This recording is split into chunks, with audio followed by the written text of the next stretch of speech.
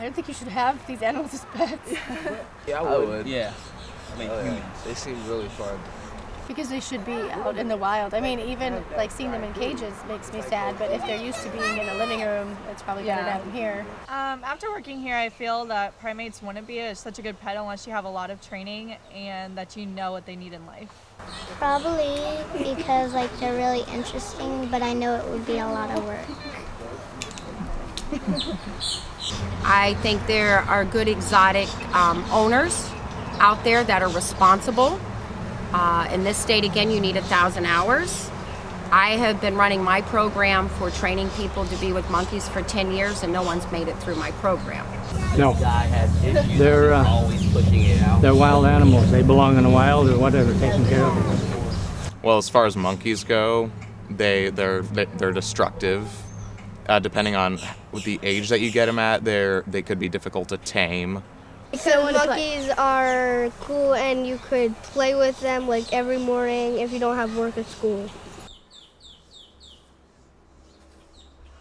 Suncoast Primate Sanctuary mission is animals, children, and seniors, none of them left behind because of money or because no one will take care of them. And my goal is that for every child that wants to have an interest in great apes and primates gets the opportunity to be able to do that. There were no programs like that around when I was a kid. I think that the policies are good. I personally am for regulation. I don't think that animals should be banned, but I also don't think that just anyone should be able to own an exotic animal. It takes a lot of work to own, especially a primate. They're dangerous. They are wild animals. They bite. So in order to own a small primate or great ape, you need to have extreme experience and safety protocols and everything. So in the state of Florida, you need 1,000 hours in one calendar year with the one species, so capuchin, macaque, chimpanzee, with the one species that you want to work with. So I think that Florida's policies are pretty good. Most people have a dog or a cat. They don't live anywhere near as long as an exotic animal. And you need to be prepared to put them in wills, trust, or have another family member that can take over. These are exotic animals, and when you're dealing with exotic animals, you have to have knowledge.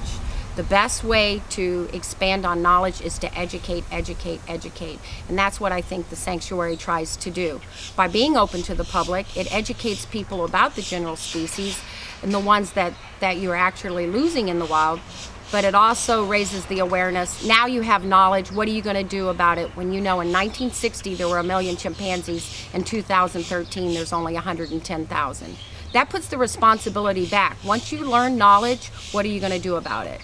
It's not sending your money always to Africa or all these different groups. It's getting involved, getting off your butt, taking action, and making a difference. Because our motto also is here at the sanctuary, one person can make that difference.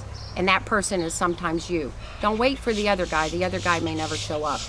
One time the alligator was going extinct, and because one person went to Tallahassee and fought for the right for the alligator, we now have 1 million in the state of Florida and 1 million in Louisiana. 1987, they came off the endangered list, and now we have open season to regulate and to trap them. You can always do something. You have too much of a species, you can't do anything once it's gone. Domesticated exotic animals have just as much or more as a right to life as the ones in the wild because we have brought them into captivity.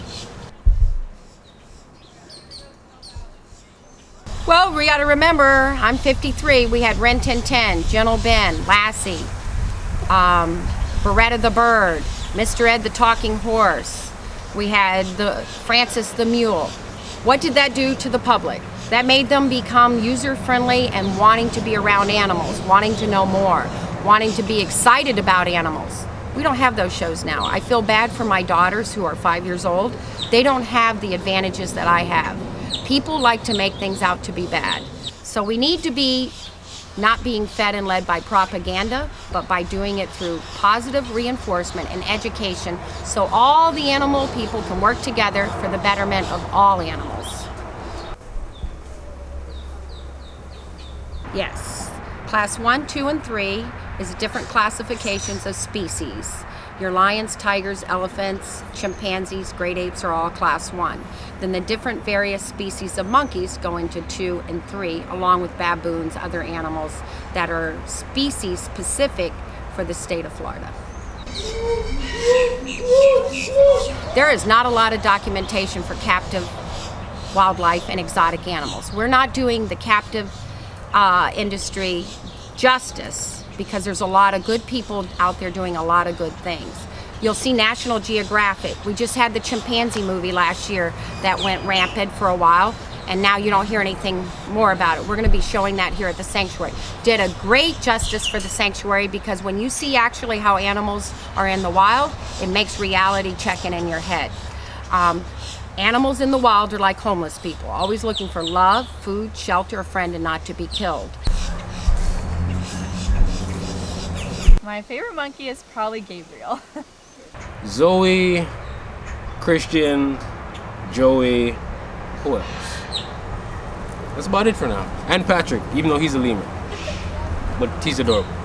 I'm also currently working with Teddy, who is a capuchin.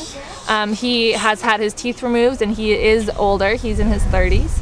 I'm working with him to hopefully in the future work with autistic children. The idea is that if we can get Teddy doing tasks that some autistic children find to be difficult, that he can be really helpful in teaching them those tasks. One of the happiest and saddest days of my life was last year on Christmas Eve when my daughters had to make a choice to go into Legoland or sitting there with Cheetah, who is 82 years old, who passed away here at the sanctuary. But what that taught them when they made that choice, they were at the same age as I was when I got to touch and be around my first chimp. Cheetah was not dying in the floor in Africa. He had 15 doctors around him, and he had every one of the caregivers around him, and that chimp I had known since I was 5 years old. I feel good about that, and so do my daughters. Whoever's watching this video, if they can have the experiences that I've had, to be able to hold a chimp's head up when it's sick, to have to stay up all night in cold nights, and to come out and build an enclosure in less than 2 days because someone's gonna euthanize an animal. Until you've walked 365 days in my shoes, I have a really hard time with people really understanding that. But if they want the opportunity to be able to make that difference, to have that understanding, and to put in the time, there is no way of getting away from not understanding unless you put in the time. I always laugh when people say, well, is there a shortcut? Can I get it? What book can I read? You're not going to get it from a person. You're not going to get it from a book. You need to put the time in. And I will stop whatever I'm doing if any person on the face of this earth wants to invest the time, the energy, or the money into the Suncoast Primate Sanctuary. Again, I'm 53 years old, and I know it's not what you do in life, it's what you leave in life. So I want to challenge everybody that's in their 20s and 30s, because we need you guys to make the difference.